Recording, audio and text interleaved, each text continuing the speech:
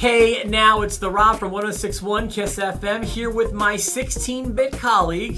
Hey guys, it's me, Steve, web contributor to 1061 evansville.com. And today I don't have a joke because battling bosses is nothing to laugh at. Battling bosses is no joke, so I'm glad that you're bringing that serious attitude to the podcast today. We are, once again, the best-dressed podcast on the internet. And to wrap up I feel like this is kind of Halloween-y. Yeah. We're talking about some of video games' most memorable boss battles. Yes.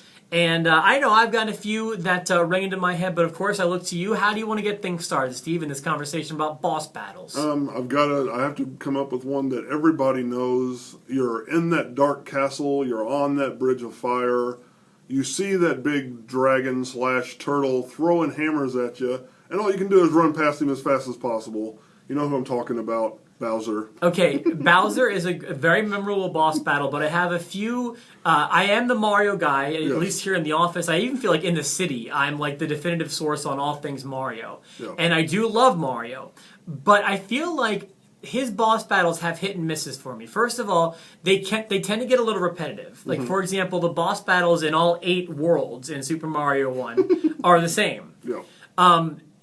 Super Mario 3, Super Mario World are examples of good boss battles because they all changed at least a little bit. They built upon each other and got a little bit harder every time with the Koopa Kids and the Bowser and that floating machine at the end. And I feel like that's an example of good ones. But even the later games, like you're still fighting Bowser in that same kind of setting, and I kind of wish that it would evolve a little bit more, I guess. That's an example of games that do it well and wrong. Another great example of a game that has great boss battles, in my opinion, is the entire franchise of The Legend of Zelda. Okay. From the beginning, right before you get the Triforce, in every castle, or in every dungeon, I should say, sorry nerds, every dungeon, there's a great boss battle. Very hard boss battle. But they started to become fun around A Link to the Past. Okay. They stopped being insanely pulled your hair out difficult and started becoming reasonable and trying to figure out how to do this. And that's what makes a great boss battle, in my opinion, is it's fun to lose. That's important to me. It needs to make you want to come back and try to finish it. Plus, with the Legend of Zelda series, you also have reasonable checkpoints. Like in Super Mario, if you die at Bowser, you have to redo the whole castle. And that can suck. Yeah. Usually there's some sort of checkpoint system in Zelda where I can go right there without having to do the whole castle again, or the dungeon, sorry. Okay. You got another one? I've got a couple more. I have to mention Shang Tsung in Mortal Kombat 1. That's a great choice. When you first meet him and he morphs into someone else that first time, you're like, what? Well, I'll even take that one step further. What about Goro? Oh, yeah. From that same game, when he had the 4 arms and it was huge, and then you could actually fight as him, like, holy cow, this is crazy. Yes. That was a very memorable boss battle. I'm thinking of a game like Contra.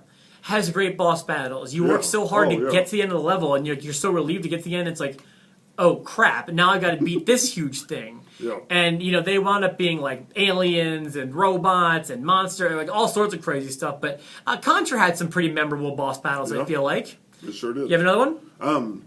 One that has always stuck in my mind is Psycho Mantis from the Metal Gear series. Okay. In PlayStation 1, he was the first guy that I actually had to take my controller out and move it to player 2 to beat him because he controlled my mind. Yeah. And I'll never forget that. Speaking of which, do you remember X-Men on Sega Genesis?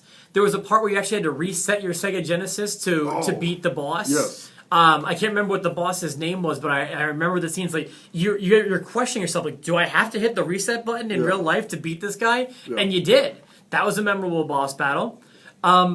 Resident Evil 1, I feel like, to me, is a sentimental favorite, but that giant snake that you fight early on is very freaky. There's a host of the giant plant in the basement. There's a lot of great stuff in that game. Yeah, Nemesis from Resident Evil 2 or 3. 3. 3? Mm-hmm. Yeah, I mean, he's probably the most noteworthy boss from that series. He got his name in the title, so you got that definitely.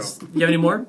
I'm just going to mention M. Bison. I mentioned Shang Tsung from Mortal Kombat. So M. Bison with him jumping around in that red and silver suit. You got to mention him. I'm an admitted fan of the Final Fantasy games, but Final Fantasy is an example of a game that does it right and wrong.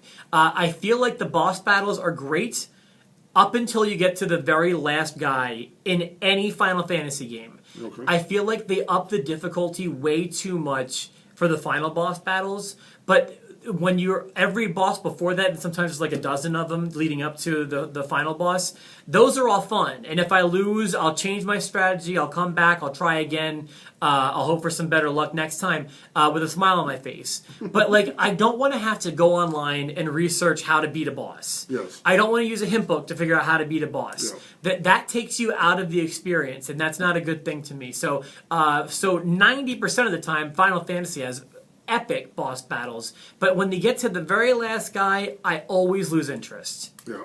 Any more you want to mention, or does that about do it? That does it for my list. Yeah, those are the memorable ones for me. Thanks for checking out this week's episode. This wraps up our Halloween specials on, but I had a good time with these. Yeah, we did. We love Halloween as much as anybody. So for myself, the Rob, and for my tag team partner, Steve. Thanks, guys.